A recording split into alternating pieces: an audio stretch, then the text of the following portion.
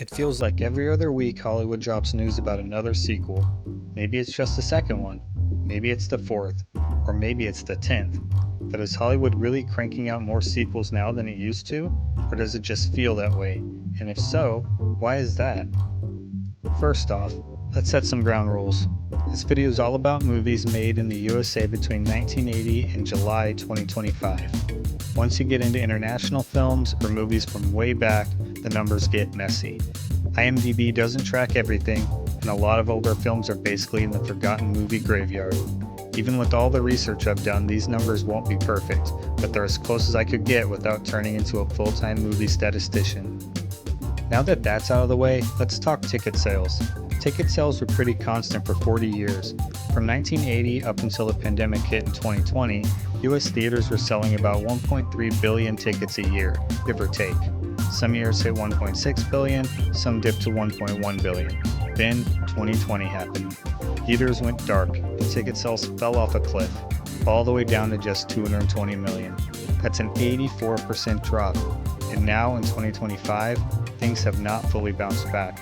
We're hovering around 800 million tickets a year, which is still about 43% lower than the good old pre-2020 days. Why bring this up when we're talking about sequels? Because sequels equal money. People love to hate on them, sure.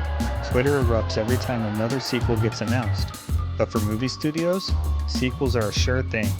Studios aren't really in it for the love of cinema, at least not the big ones. They're here to make money, and sequels make that happen.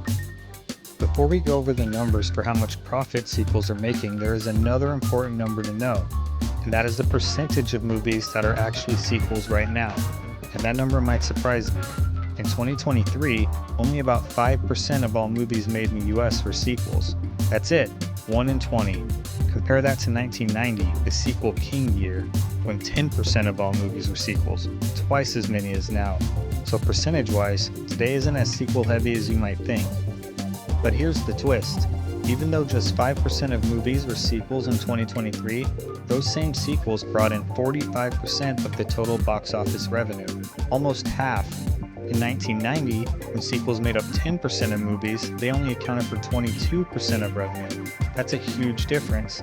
You can literally watch the revenue graph climbing year after year starting around 96. The percentage of sequels stays fairly steady, but the amount of money they rake in just keeps growing. This is one major reason it feels like sequels are everywhere. Since they're the movies everyone's watching, they get the most hype. More ads, more social media buzz, more Happy Meal toys.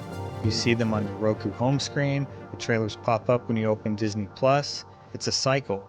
The more people pay to see them, the more they get advertised. The more they get advertised, the more people pay to see them, and these companies have bigger advertising budgets than ever before. Now maybe you're thinking, come on, sequels are all that's playing in theaters these days. Of course they make all the profit. Fair point. Let's look at that. In 2024, there were 153 wide-release movies in the US. That means 153 movies hit at least 1,000 theaters. Out of those, 26 were sequels or prequels. That's about 16%. But here's the kicker. Every single movie in the 2024 top 10 box office list was a sequel. Combined, those 10 movies made $3.8 billion out of the total $8.6 billion US box office haul for 2024. That's 44% of all ticket money coming from just 10 films. People had choices, they just chose sequels. So why are people picking sequels over new stuff? 3 big reasons come up again and again. First, it's not cheap to hit the theater. The average movie night costs about $27 per person. That's not way off from the past, adjusted for inflation, but now there are tons of cheaper things to do at home. Video games, streaming, TikTok. So when people do head out, you want to make sure it's worth it. A familiar franchise feels like a much safer bet. Second is nostalgia. People grow attached to characters they followed for years. They want to know what happens next. Plus, nostalgia lights up all kinds of feel-good parts of your brain, including ones that regulate emotions and reward processing. This makes people feel good, which is all anyone really wants at the end of the day. It's basically science telling you to go see Toy Story 4 instead of Jojo Rabbit. And And third, people just want to relax. Learning a whole new world, meeting new characters, figuring out new storylines, that's effort. Life can be exhausting. Sometimes you just want to kick back and not have to think too hard. The good news for original movie lovers, there are actually tons of new movies coming out, far more than there used to be. In the 1980s, about 4,500 US movies came out. In the 2010s, that number was nearly 50,000. And in the first half of the 2020s, we're already over 31,000. Between streaming services, indie theaters, and major releases, there's no shortage of original content. So yeah, it can feel like it's all sequels all the time, but the numbers tell a more balanced story. There are way more original movies than franchise films, and a lot of them are well made and worth your time.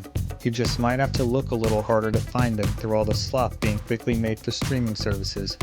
And be ready to tune out the endless ads for the next big sequel that is definitely on its way.